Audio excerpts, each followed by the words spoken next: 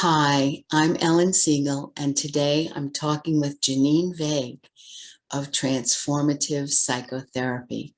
So relax into your openness and enjoy this enlightening conversation. Hi, I'm Janine Vague, and I'm a psychotherapist in the Columbus, Ohio area. And with me today, Hi, I'm Ellen Siegel, also a psychotherapist, social worker, life coach. And I think it's good to say that if anybody wants to read anything that we've written, right? We've written some things, right? right? I mean, your book can be gotten on Amazon, is that correct? Yes, but my books are more fiction and historical fiction. Oh, yes, but they are inspiring and have lots of stimulation for personal growth in them. Well, thank you. So I would recommend that. And would you say the names of what those are? Well, I have a book called The Uprisers, which is a Hungarian historical fiction. I have a book called Little Girls Should Ride Ponies. That's a fictional family saga. And well, those are the only two Okay. I want to talk about. But I also have a website, discerninggal.com, which is listed underneath this YouTube video. And it has 3 sections: Ohio women's history, the arts, and psychology. That's great. And so I have Be Happy No Matter What, 5 Steps to Inner Freedom, which is a soft reconciling with your childhood, whatever your childhood has been. And then there's a little pocket book called Handling Your Own Emotions. So if you get stuck somewhere, you can run to the restroom, whip this little book out, and give you choices about how to handle what you're going through. And also the website is BeHappyNoMatterWhat.com, where you can get some free contemplative thoughts daily to your email address. So we want to welcome you today to Enlightening Conversations. And our topic today is critical thinking. Okay. So to get started with that, Ellen is going to tell us a little kind of definition. What does it mean to have critical thought? Well, I looked it up, and actually the definitions are a little dry for me. You know, it's sorting thoughts out, using reasoning and conscious deliberation to come to some conclusions, to sort out information about any content, intent, whatever it is you're focused on. So that's a pretty general way to look at it. And the other things I was thinking about were the idea of the words critical and thinking. We're all familiar with thinking, and many of us have feelings about the term critical. And so I would say for today, to suspend any, negative connotations that we have about critical, because it's often associated with demeaning, degrading, putting down, negativity. And today we're pairing it up with thinking in terms of discernment and sort of analyzing what it is each one of us would apply critical thinking to. So I don't know, anything to add to that, at least at this point? Well, I was just going to read a quote because as you can see on my panel here behind me, I have 4 amazing gentlemen in our history. The top left is Dr. Viktor Frankl, who survived Auschwitz. The bottom part underneath him is J. Krishnamurti, a renowned philosopher. And then on the right, you have Albert Einstein, which probably everybody has figured that out by now. And then the bottom right is Sadhguru. So the quote I wanted to start with comes from Jidda Krishnamurti, and he says, so when you are listening to somebody completely, attentively, then you are listening not only to the words, but also to the feeling of what is being conveyed, to the whole of it, not part of it. So that's how I wanted to give my definition. Wow. That is, that actually takes critical thinking to the depth and intensity I was hoping we would go to. So thank you. I mean, intuitively, we just know. Yeah, we do. And it goes into the higher consciousness. It's taking people out of their ego and into a much more broader, deeper, higher way of thinking about things. Can you read it one more time? Sure. Let me get those glasses back on.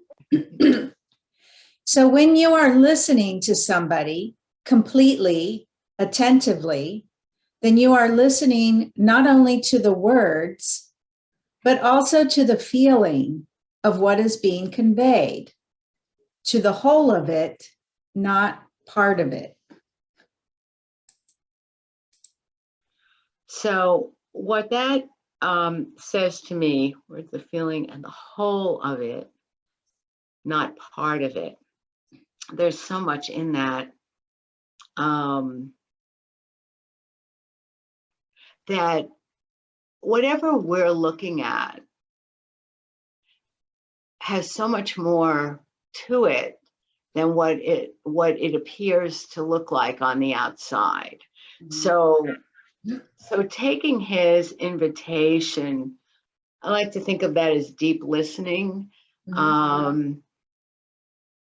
with complete attentiveness. So there's the words, there's the feelings that are coming through, and then there's the idea of that you can take the whole of it in, not just the part. So that's that adds a lot to how we can witness and experience and then participate in what's in front of us, we might choose to look at something. Well, actually, I'm thinking that we do some kind of thinking and feeling about anything that we see, even if it's out of our awareness. Yes. You know, so this adds consciousness to that, which amplifies its meaning and our ability to interact with what's in front of us. Yeah. So, okay, so how, just for some people who are watching, so how does that relate to the topic of critical thinking? Yeah. Well, so for me, it relates to the topic of critical thinking by having us dissect what is in front of us. It's having us, it's sort of drawing our thoughts, drawing our minds into mindfully looking at what is this person saying in front of us and what does that mean? Having that self-awareness to go outside of the box, to be able to step away from our ego and just hear what the hear what the person is saying by looking at it from a broader context, but also by, I think, asking questions of the person to clarify. So do you mean this is what you're saying? And then they can have a chance to say, well, no, that's not what I meant. I meant this. Or asking them, where do you base your opinion from? Like, where did you draw this conclusion from? What resources did you gather this from? That sort of thing. Instead of just taking what they say and making a decision in your head, oh, they're an idiot, or No, it's true.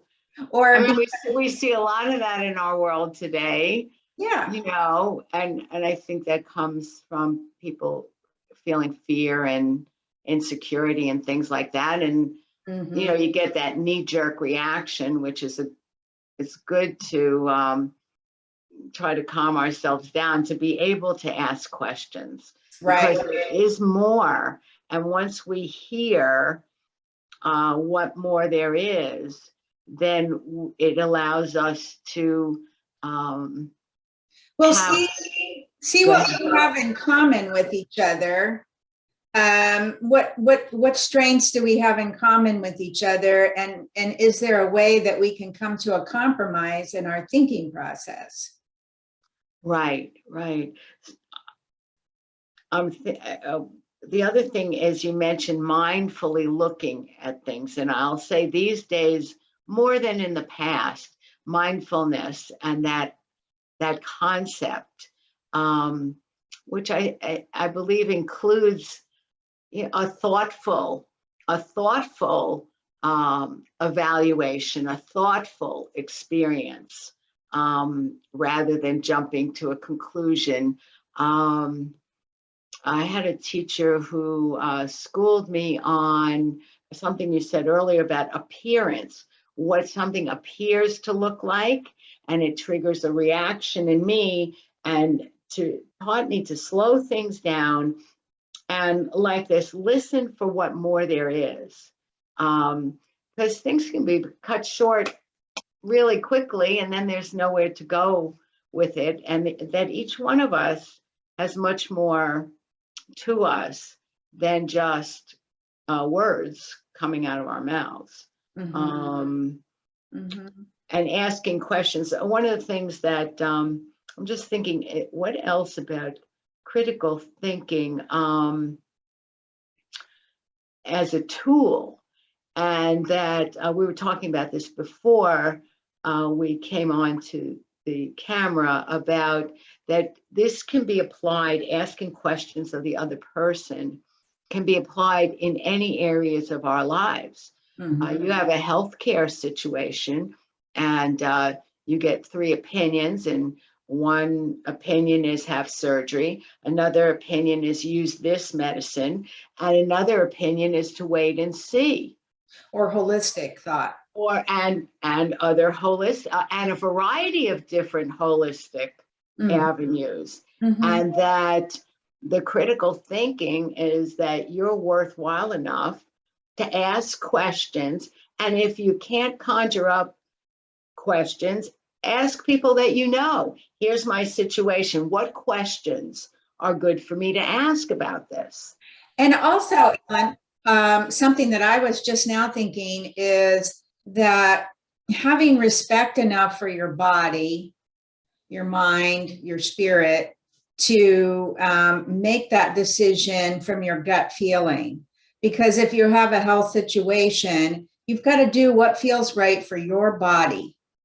You know, Right. listening to one person says surgery, and I've had this happen before. I went to a top surgeon. He's like the top surgeon in the United States at Stanford for a particular situation, which I won't mention.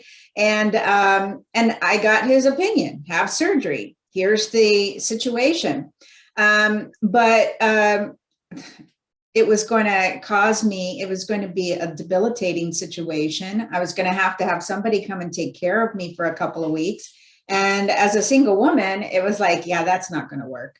But it also had a lot of downsides to it. Like, it might not work, or it could be even worse. So I didn't want to take that chance. And so I was respecting my body and listening to my gut, and I ended up doing other holistic options instead. And actually, the situation is not an issue anymore as it was. Interesting. Interesting. So you're bringing up a very important point. So gathering information. Mhm. So presumably that goes through your brain. You know, you gather information, you raise questions, and intuition. Actually, in my mind is part of critical thinking, because that's where you're going to decipher the best outcome for yourself. Mhm. And and plenty of us don't know what to do and are easily overwhelmed by all the options. And then to be able to get to your gut feeling, which doesn't really go through your brain at all. So you can weigh alternatives and then sit with it and see what the bottom line is for you. Yeah. So let's jump into why people don't use critical thought, and what happens when you don't have critical thinking. What consequences? Well, I just want to share this, that when our son was very young and I was a young parent, one of the things in the school district, when we as parents were learning from the staff and we're working together to support the kids, they were learning critical thinking skills. Ooh. And that was an actual title of a unit in one of their classes. And maybe that was all through elementary school too. Now, I don't remember what the curriculum was, but there was schooling on how to think about what's in front of you. Mhm. So I'm going to say many of us didn't have that. If Yeah. you happen to have had parents or caregivers when you were growing up, who had that. I think my father was a good critical thinker. So I witnessed things. So, kids learn what they live or things like that. Or when he was handling my unruly behavior or things like that, and the way that he handled it or how he was explaining it to me, maybe I got some tips from that. Mhm. Sometimes people take a course in logic in high school, or maybe if they're fortunate enough to go to college. Sometimes you work in a store and you're an employee and you notice how things are organized, or and then some kids ask lots of questions and Mhm. some kids ask no questions, Yeah. for whatever reasons. Yeah. So, okay, so what are the features first? I want to go to your question, but what are the features first? How could you tell if there's no critical thinking going on, or limited critical thinking? Lots of times we can't tell from the outside of something what's going on the inside, but there might be some little red flags. Yeah. So, I mean, I would like to look at that first.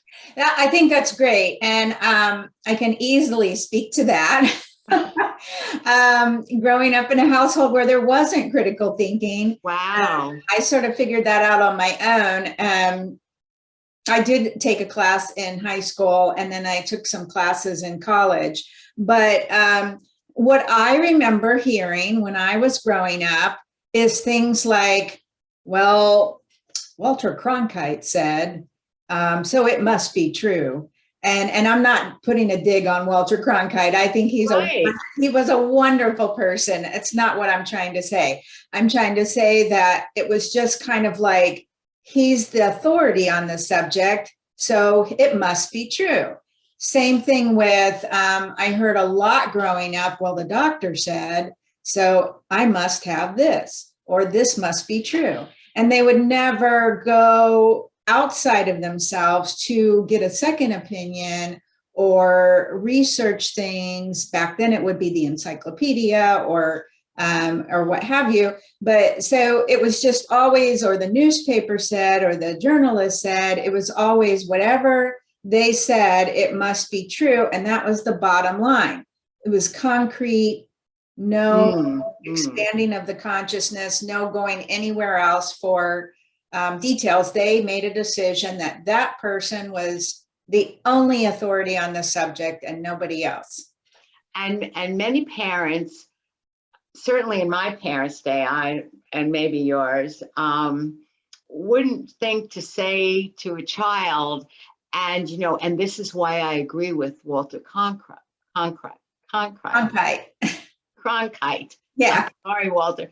And this is what I heard him say, and these are the 3 points that I value, and da da da da da da da. Yeah. So, Mhm. and in my household, it might have been, listen, I'm your parent, do it because I'm telling, I would say, why? Yeah. Well, because I told you so. Yeah. Uh-huh. And even though I'll never forget, there was one situation, we were sitting around the kitchen table. I must have been a young teenager. And my father said, Ellen, there's something you don't know. This is not a democracy in our house. What I say goes. Yeah. And he did it in a really nice way. But I certainly got the message. Right. I didn't have a vote. Yeah. So, and when it came, go ahead. Until you pay the bills, you don't get to have a Well, say. that's another one. When I remember, when you grow up and you have your own house, you're going to see why I came to these decisions. Only you're going to come to them in your way. Exactly. So, I think that that was great. That was great. So here's 2 people, me, Janine, multiply that by, I don't know how many billions of people there are in the world.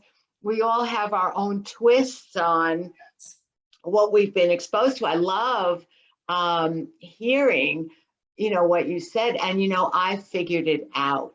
Yes, me too. So I wonder, I like this idea. I don't know if it's true that all human beings have that ability Yes. to do that if they can find little doorways. I really believe that as kids, we are paying close attention to everything that's going on.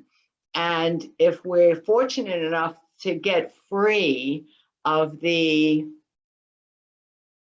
impact of those around us who we've felt the impression of, well, I don't know, what would you call the absence of critical thinking? And there's a million other things, I don't know, but there's denial, ignorance, concrete thinking, not aware of, anger, you having anger issues. any emotional issues that come up when we have trap the person with stuck points. When we have emotional issues that come up that overwhelm us and we can't think straight during them, then we're blocked from, whatever critical thinking we could apply, or the development of that. There was something else about that. Later on, many of us wake up, and many of us are embroiled in trauma way into our lives, and don't have the headspace, consciousness space. We're, in survival mode still. Yeah. So I wanted to kind of go a little to an example of a situation. Something a little bit more juicier. So, and it's in the past, so we won't be dealing with current situations, of course. But when I look at Dr. Viktor Frankl and I think about the Holocaust and how that was about not having critical thinking skills, but I'm not even talking about the level of Nazism. That's not what I'm talking about. Where was there not critical thinking skills? All over the place. But what I wanted to go to was looking at it from an individual perspective. So I love talking about a French Village, which is a French TV series And I learned so much about history, World War II, from looking at that TV series. And it was looking at a small village that was occupied by the Germans during World War II. And in the, I think, 7 seasons, I think it was, each season dealt with a different aspect of the war. Each season was literally a different year in the war. And you would see, it was very interesting to see how these people were just listening. They were creating their beliefs based on things that they were hearing. Maybe somebody heard something on the radio, or maybe somebody heard something from a neighbor, or even more to the point, there was a point in the film where the mayor of the little village was talking to another government person. I forgot his title, but he was saying to the guy, well, I think it was President Petain. Is that correct? I think that was maybe I have that wrong, but the president was saying, he had heard from the president that the Jewish people that they were rounding up in their little village was going to Paris.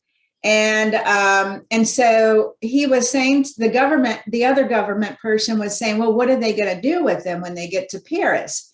And he says, well, I suppose they're going to put them in apartments. It's just a way to get them out of our village, because we have enough to deal with here as it is, with the Germans taking over our village. So I thought that was a very interesting piece in the video, in the TV series, because it was showing you how people were just taking for granted that if the president said it, it must be true. And then you could see where, when he was saying putting them in apartments, you could see that he was just sort of making that up, because he didn't say, well, the president said they would put them in apartments, they're just taking them to Paris. He himself made up the part about the apartments. Then the other government guy was believing him because he's the mayor, and saying, oh, okay, and assuming that that probably came from the president. That's where his thoughts came from. So it's like, you see how this whole, this village mentality is being created, because he goes on to tell it to other people in the village, and that becomes the rumor that Jewish people are being taken to apartments in Paris, and they're just moving them out of the village that they were in. So I think that's a wonderful example of how innocent and naive people were in that time period, in a horrible catastrophe that took place for many years and annihilated entire peoples. But it was based on people believing things that they were being told and making their own decisions. So how would that have been different with critical thinking applied? Wow. Well, it was different because there were people who had critical thinking skills. We may not have agreed, looking back, we may not have agreed with how they went about it, but you had the French Resistance. They had their own critical thinking skills, right? Right. You had the communists. They had their own ideas about how things should be handled. So you did have those different networks of people that were doing their own things. Even people who were on the black market, they were thinking about how to sustain their financial situation by selling things that people couldn't get, and taking the matters into their own hands. So those were different types of ways people had critical thinking. And certainly there were individuals who said to themselves, well, I'm going to save my neighbor, put them in the basement. or I'm going to send them to that house that I have over in the south of France because the Germans aren't there.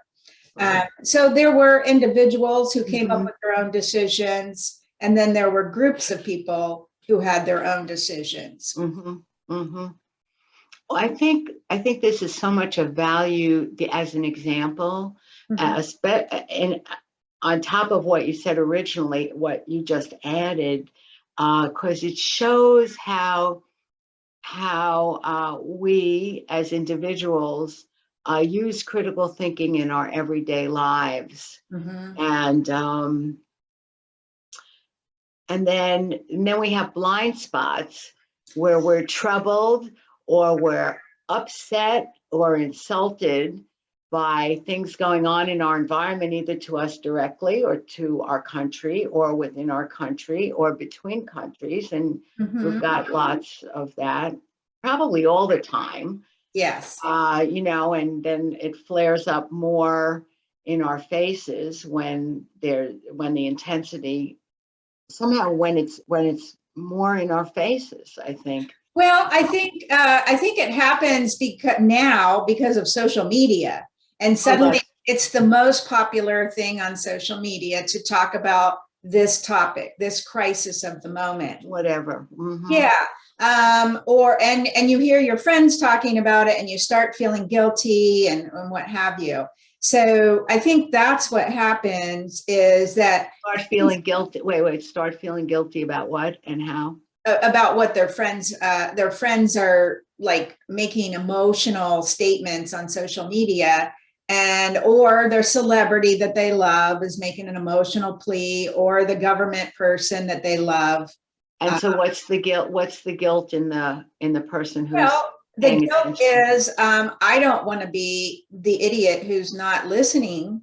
Right. Okay. Right? Okay. Right? I want to be in on it. Right. Yeah, right. I want to be in on it. And I think, because it's so interesting to me how people, there's a crisis of the moment and it's blown out on the media one way or another. And suddenly we all have to be involved. We all have to give money to a charity. We all have to decide which line we stand on, the right or the left.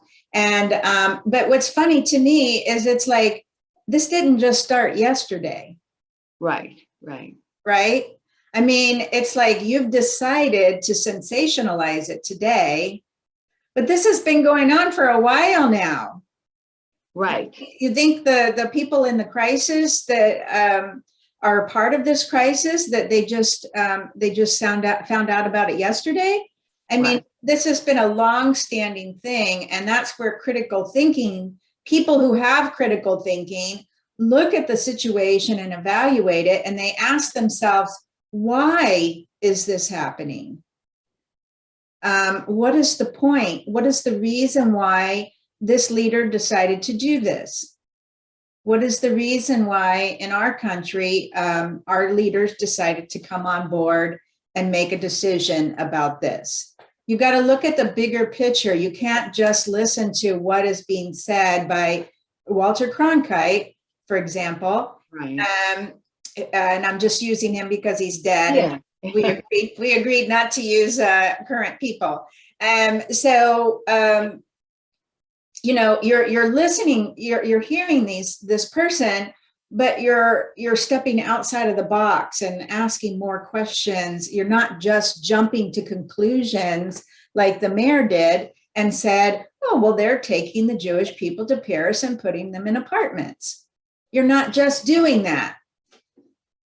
You're thinking for yourself. It's like, I want to stay as we agreed. Thinking about how, I'm just going to say, the difference between journalism when I learned about it in junior high, and even I had a writing coach with my book, and she talked about how learning to be a writer years ago came from where you worked. There were no writing courses. There were salons and you could write with groups, but you learned by working for a newspaper. That's where authors cut their teeth in writing skills. And I felt fortunate that I had one of those remaining writing coaches, because they, got old and it's not done that way anymore. And so, and the idea of bringing news as it's perceived, and then you have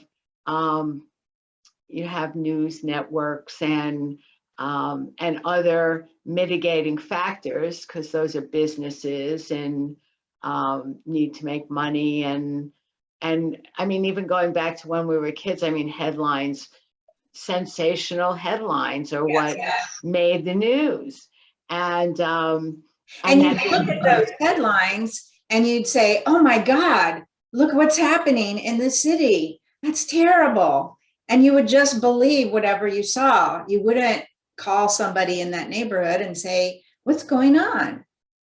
So, and I guess I'm going to bring it up anyway, that this morning I was thinking, I guess maybe intuitively, about our conversation, and I'm thinking, what's going on in our world right now that we're witnessing with, I mean, the players are Ukraine and Russia, but the whole world are players. But what I was thinking this morning is, this is like, I hate to make it so simple, but how is it okay? Oh, I'm going to take your toys. We're having a play date. We live next door to each other, but you know what? I'm taking your blanket. Right. I'm going to take your pillow. Right. And there's no mommy or daddy around to say, oh no, I'm sorry. That belongs to Johnny. That's not yours. You have pillows in your house. And I'm thinking, what is the matter with me that I'm seeing it this way? But it's like, I don't know. I think that's critical thinking. Of course, I have nobody wants to hear that view of what's happening. Right. Because, it's like, yes, Ellen, but. Yeah, but they're killing people. People are dying. People are dying, Right. Yeah. You're infantilizing this when there's such a much bigger situation. There's more important things at stake.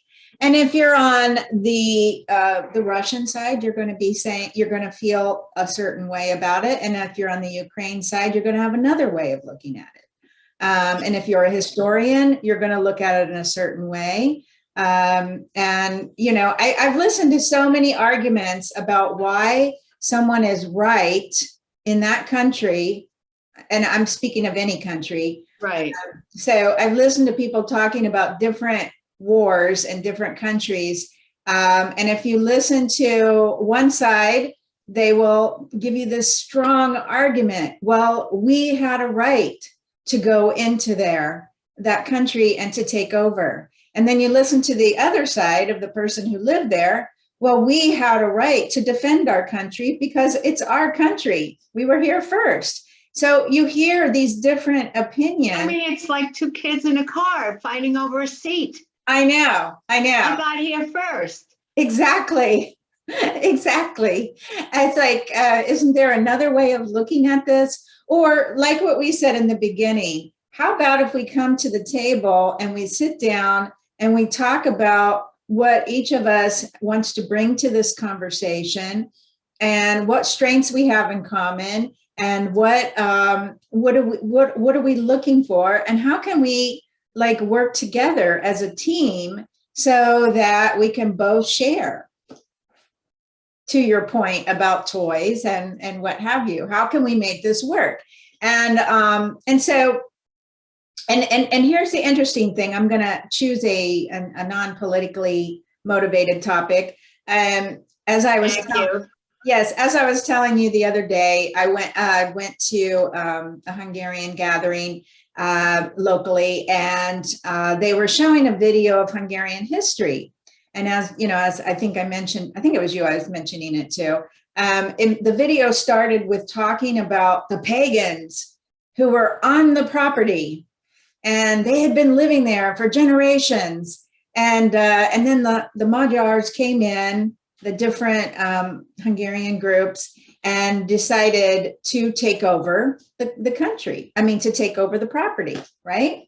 And but the way it was described on the video was the pagans were these evil people, that they would dare to fight for their country. They would dare to fight for this land that they've been living on for hundreds of years, right? But it's like, no, we're coming in. This is our property now, and we're going to annihilate you and take you over, and then talk nasty about you the rest of the centuries that come after this. And it was just so very interesting to me, because as a critical thinker, I went up and I spoke to the person who showed the video afterwards, and I said, didn't you think that was weird that they were talking about the pagans as these evil people? And that they were just, like the Native Americans. I was just thinking that. Columbus came over. Yeah, this is our property. And now you're coming over here raping our wives and telling us, no, it's not. No, I'm going to put the Italian flag here. Or sorry, he was Spanish, wasn't he? Okay, well, one of those flags. No. A blonde moment there. Sorry. But so that's what we're trying to say about critical thinking, that you have to look at the broader context. When you're seeing something, you can't just look at it and say, oh, okay, if that's what you say. And because I come from this culture, I'm going to agree with this video and say pagans are bad. How dare they try to keep the Magyars out of the property that they were on, even though they were there first and they lived there and they lived off the land. And I mean, it's like, so. It's like, hey, you're a bully. Are you trying to say you would like to live here with us? I mean, it's like, I mean, imagine if they would have, I mean, of course, that was a time period when there was illiteracy, there wasn't colleges to go to, you just kind of, it was all a live for yourself kind of time period. Fight, you just do what seems right. If you have more power, then you have a right to go in there and just, it's mine now. Well, it's a little bit like human development, I think, till we learn how to be something called civilized, if that's a thing. Mm-hmm. And sometimes as far along as I'd like to think we are as a civilization, doesn't look it that much, because no, women are still fighting, indigenous people are still under the thumb. Look what's happening with people from other cultures coming to America. Some have, some individuals within those cultures have been successful in overcoming discrimination. Some have felt welcome, some have felt unwelcome, some have felt just grateful to be out of the treacherous places they were in. I mean, I see us all of equal value. We all have different strengths and weaknesses and talents, but in terms of intrinsic value, I mean, to think that children are your property, that your own children are your property, is you have jurisdiction and you have responsibility, but do you own them? And there are many parents who feel that way. And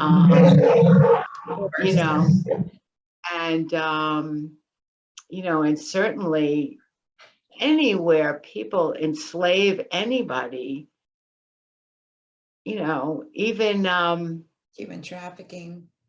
yeah, and, and slavery throughout the world. I so value the stories of, I'm just thinking during the Civil War, the people who did escape slavery Mhm. and their stories about their lives and what they were able to do with their lives, and struggled, ongoing. And then all the immigrants that came after World War II who were able to come into this country and still coming. Um, it's all questionable. And I think it's important that anything that gives you an uh-oh feeling needs to be questioned. And then I love questioning myself, like, what's going on that I don't have an uh-oh feeling about, that I'm taking for granted? Mhm. Um, Yeah. just to raise my awareness of it, like, what am I leaving out? What am I not looking at Mhm. that I could have critical thinking about, and perhaps hopefully make some kind of contribution to the greater good Mhm. further out of that. Yeah. So, And so we also were talking about when it comes to critical thinking, we first said not having critical thinking, but a lot of the times people don't want to engage in critical thought because they're afraid it will get them into trouble. Now what are some examples of that? Well, okay, as you asked. Well, when I was working for the government, Miss ESTJ on the Myers-Briggs, and using my critical thinking skills all the time and always getting into trouble in government because you're not supposed to think. But a lot of times I would go to people and I would say to them, Wait, don't lose that thought. You're not supposed to think in favor of, we need you to do these things, and you're supposed to follow along and do these things. Right, even if it's Okay. unethical. Right, even if you have questions about it, Mhm. it's ethics and things like that. And that's also in lots of corporations, hospitals, if you're an Exactly. employee, and systems, bureaucratic systems. Military. Yeah, okay, go ahead. Yeah. Thank you for that. So what they would, I would go and I'd talk to a colleague in government, and so many times I would hear things like, well, I don't want to get fired, or I don't want to lose my retirement benefits. That was the popular myth, that they were going to lose their retirement benefits. I mean, every single person who had gotten fired did not lose their retirement benefits. I mean, that was money that they had put aside. And if they were already vested, I think that was an automatic. If they weren't vested, then they obviously wouldn't get the funds that they didn't invest. But if you invested your own money, nobody's taking your own money away from you. But people would be afraid of that. But and going back to World War II, a lot of times, when you've got a gun pointed at your head and you're choosing, should I choose my family or the neighbors who are Jewish? Right? You're not going to have critical thinking in that kind of a situation. So that's obvious. And so many people now like to say, well, if I had been back there, I would have done this. And it's like, really? Because you've been to a war zone and you've had a chance to employ those decisions, that decision-making skills. I don't think anybody could say what they would have done during the Holocaust unless they've actually maybe been a soldier in the military, in a war zone, in theater, or been somebody who's displaced from a war-torn country and can tell you about that.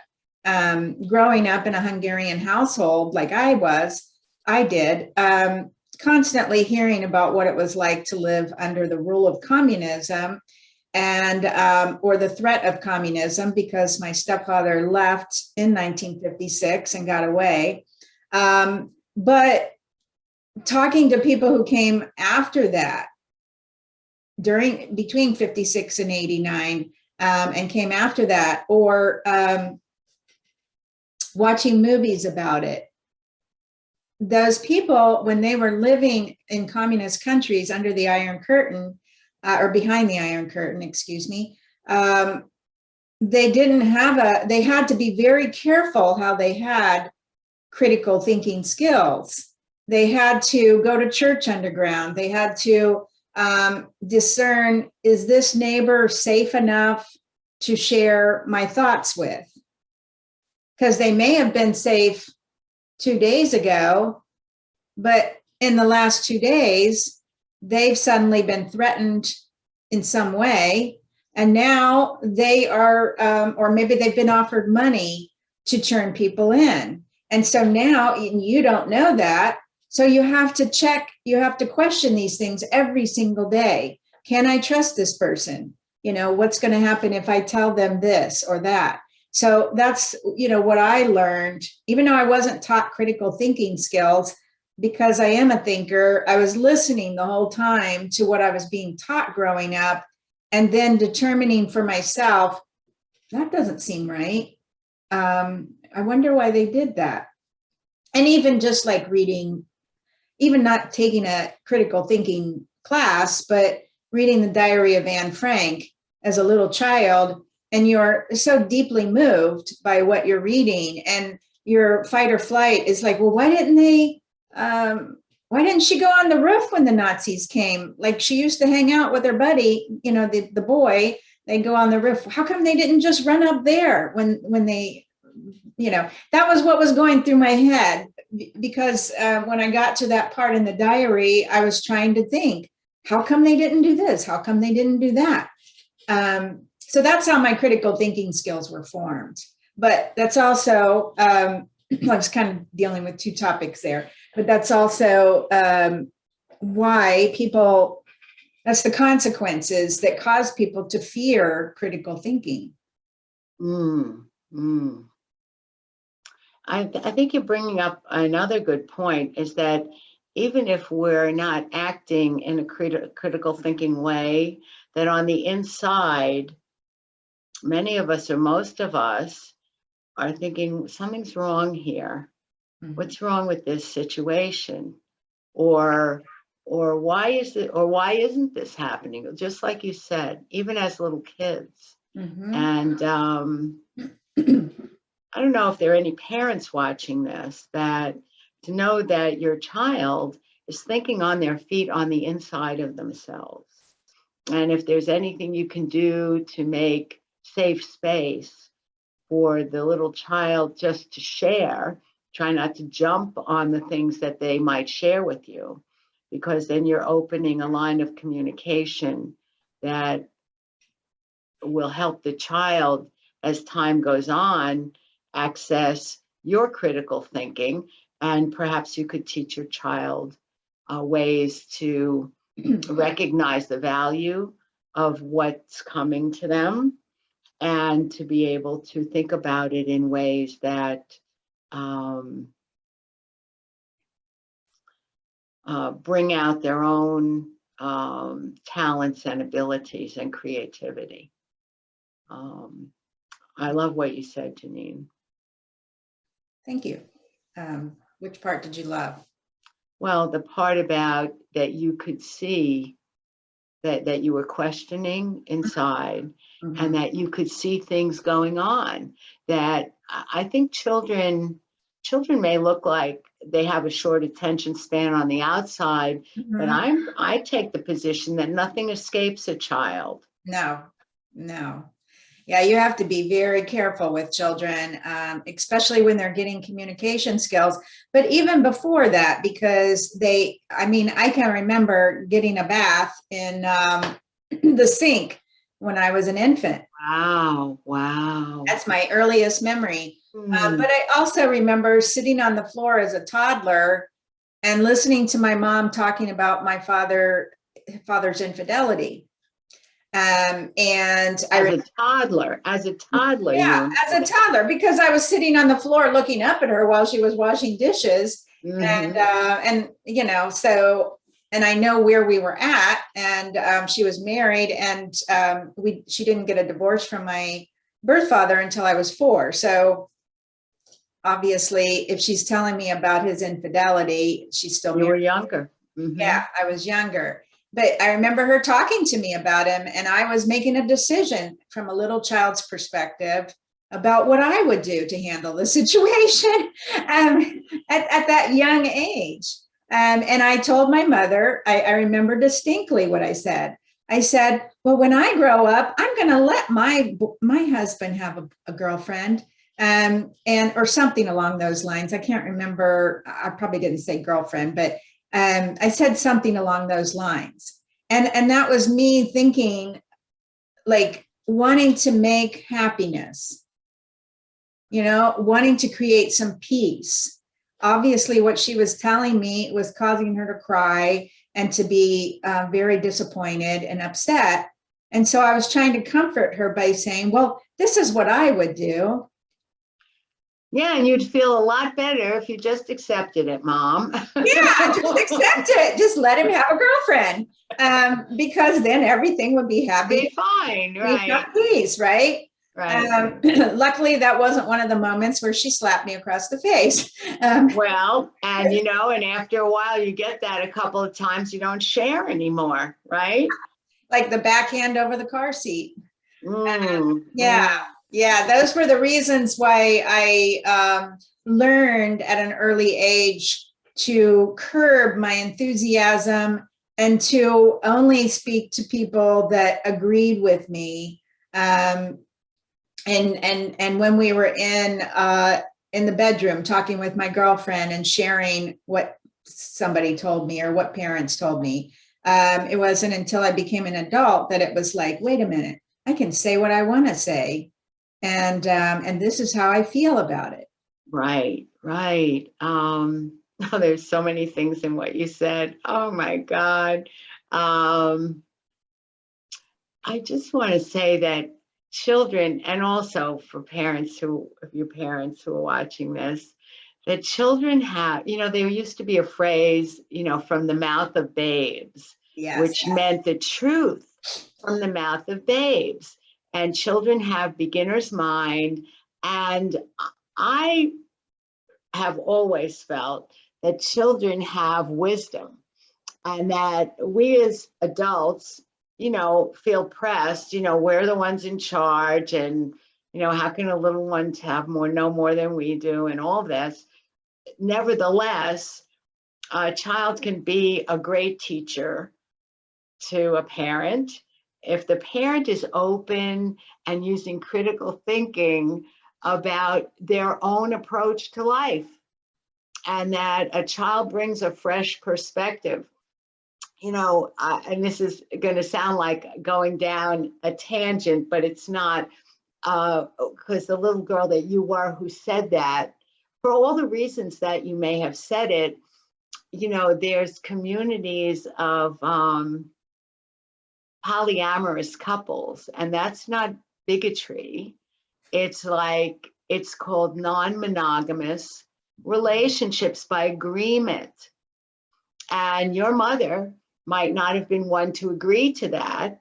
Your father or stepfather might have been a person who would have been good in a community like that, where it's all by agreement. But in those days, in those cultures, not likely. You make an agreement to be married, and that's it. Mm-hmm. And so, and then all the, other feelings that people experience, betrayal and, all that stuff. And then your mother handled it in the way that, she could handle it. Mm-hmm. But I just want to highlight the wisdom of the child, mm-hmm. that said, when I grow up, I would do this. Mm-hmm. Because once I was with my mother, we were in a car somewhere, and there were some of her girlfriends in the car. We were on our way somewhere. I was the only younger person. And later, my mother shared with me that one of the other women had a situation like that and overlooked it with her husband in order to retain the marriage. Because in that case, she loved him so much and she used critical thinking to make a decision. And perhaps she felt that it was not an affront to her.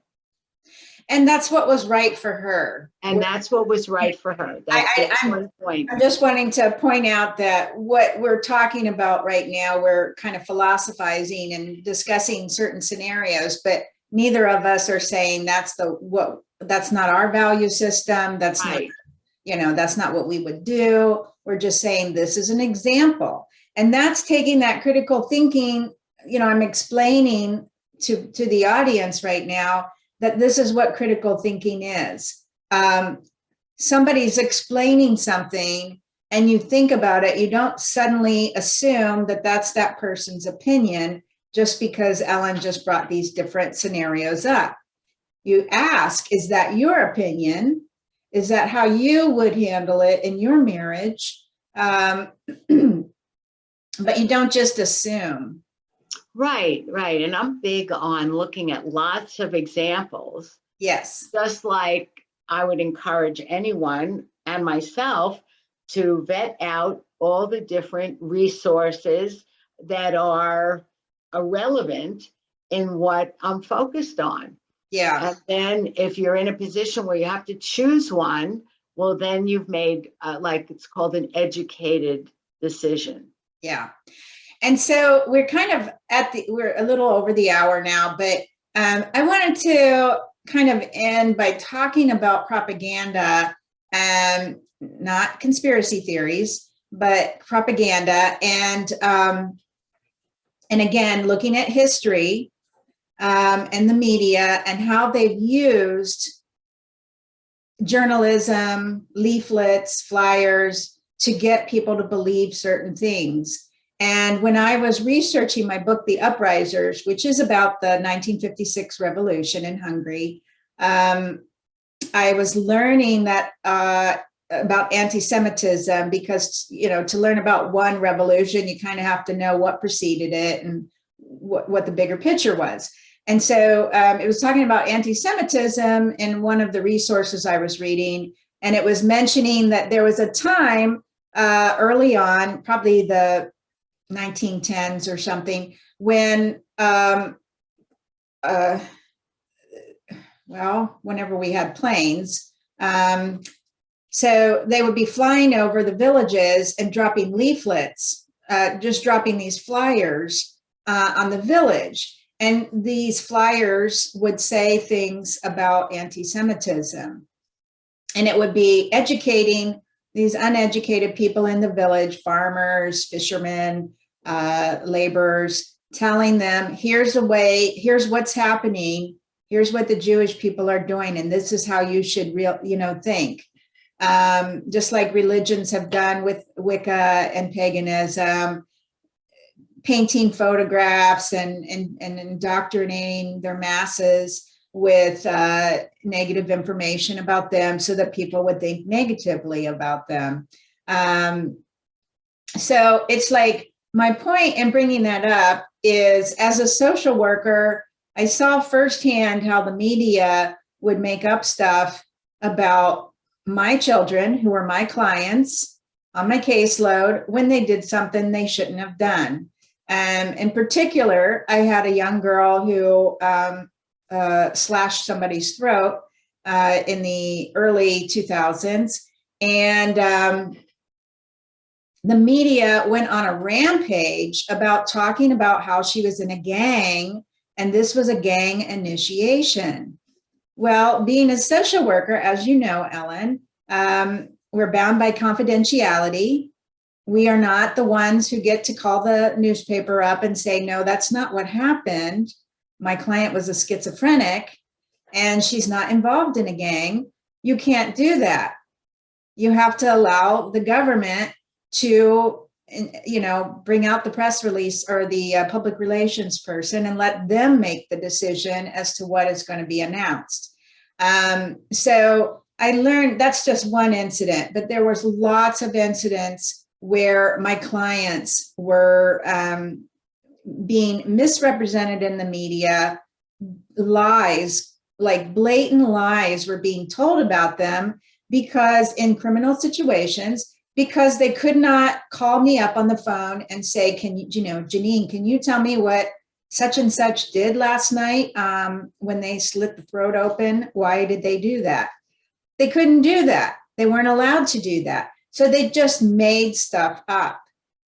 And I know countless stories about that where they just did that. They had absolutely no information whatsoever. They just created it, just like the mayor in the French Village, where he said the Jews are being taken to apartments in Paris. And that's what we have. That's why we have to end in. Everybody needs to look at the bigger picture. You have to have critical thinking skills. You can't just go by what the newspaper says, what your best friend said on social media. I mean, for God's sakes, Facebook is definitely not the truth. It's stuff, that's a meme. It's a image. It's something, half the time quotes that you see on there, I look them up and they aren't even true. It didn't have anything, the person never said it. So, I mean, it's like you've got to research things. You've got to look at the bigger picture. You've got to look into history, employ critical thought. Scratch the surface to like get under and see what else there is. Wash right? dirty windows. Wash dirty windows and with a clean rag. Yes. Right? So what's in the car? Exactly. Right.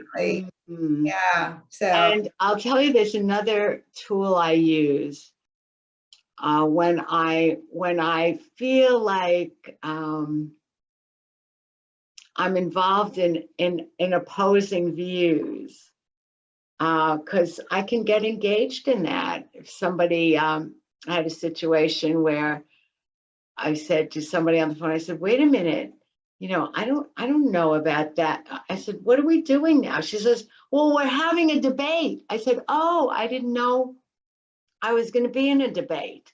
So I said, why don't you just tell me your view?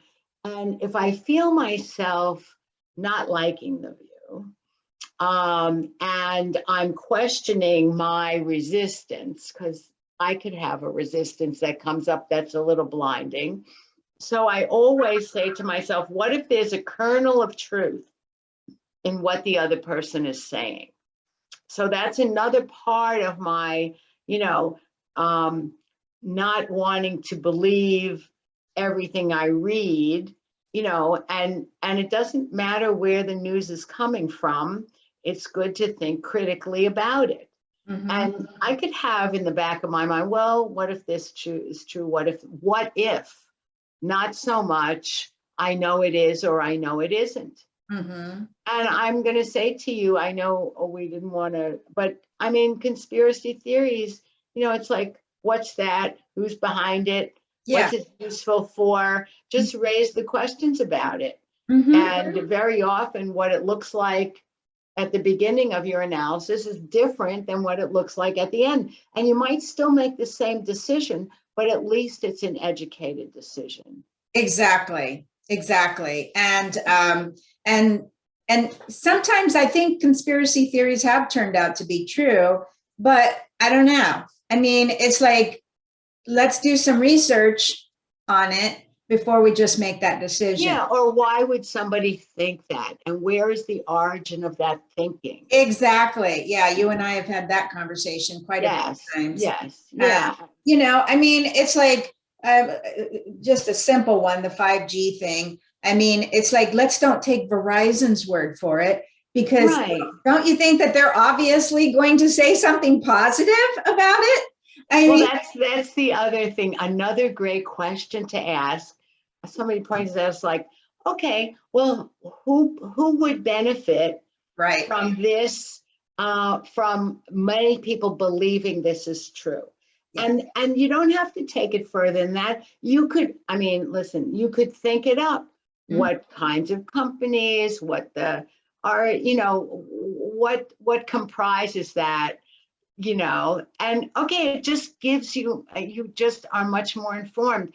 And sometimes when your awareness expands, other questions and even creative new solutions can come to you.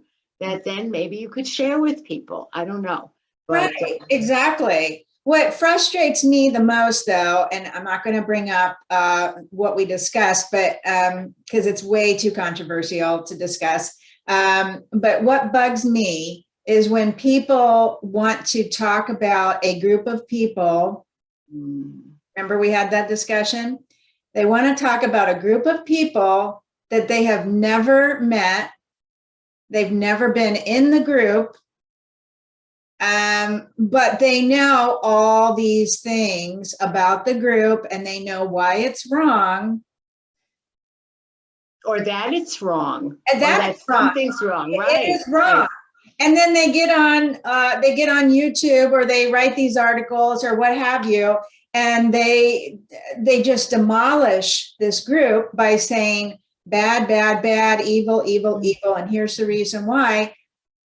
But I look at that, as I was telling you the other day, because since in this particular discussion we were having, I had people, family members who were in that group and friends, and I was saying, well, I know for a fact that because they have never, what they're saying, it's obvious they've never once been in that group and they have no clue what they're talking about.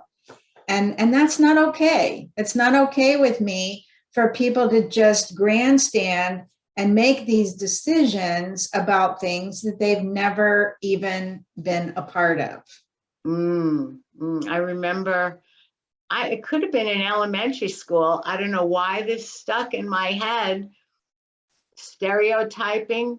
Just keep questioning yourself. If you notice that you're really stuck in a position, well, am I stereotyping? And also to stay away from words like always or never, because there's much more variety in human beings than all one way and all the other. Yeah. And, so with that, any parting words? I think we do need to come to an end. Yes. Anything else? Any parting words? Any way to? Well, let me end with another quote. How does that sound? Great. All right. I think I will end with Dr. Viktor Frankl. He was a psychologist, and as I said in the beginning, he survived Auschwitz, and then went on to write many, many books that are translated all over the world. And so he says, everything can be taken from a man, but one thing, the last of the human freedoms, to choose one's attitude in any given set of circumstances, to choose one's own way. So I wanted to leave with that because, again, as I said, he survived Auschwitz. And that quote is based on his realization about emotional intelligence, not blaming people. He never blamed people. He just simply observed what he saw as a psychologist while he was in a concentration camp. And I think he may have been in more than one, but he just simply observed. When he survived, he wrote books about it.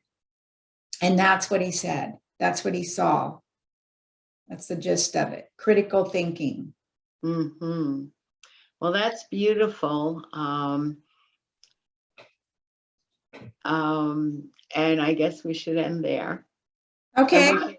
There's many things that we discussed today that we're going to come back I'm exhausted. and talk some more. We are sub YouTube videos, subcategories. Thank you. This has been wonderful and participate in, and we hope you have enjoyed it. And if you have, please send your friends and relatives to view our videos. Just enlightening conversations. So subscribe to our videos so you can hear yes. more conversations that we will have in the future. Thank you very much for joining us. Thank you. It's been my pleasure. It's been our mine, yes. Okay. Bye-bye.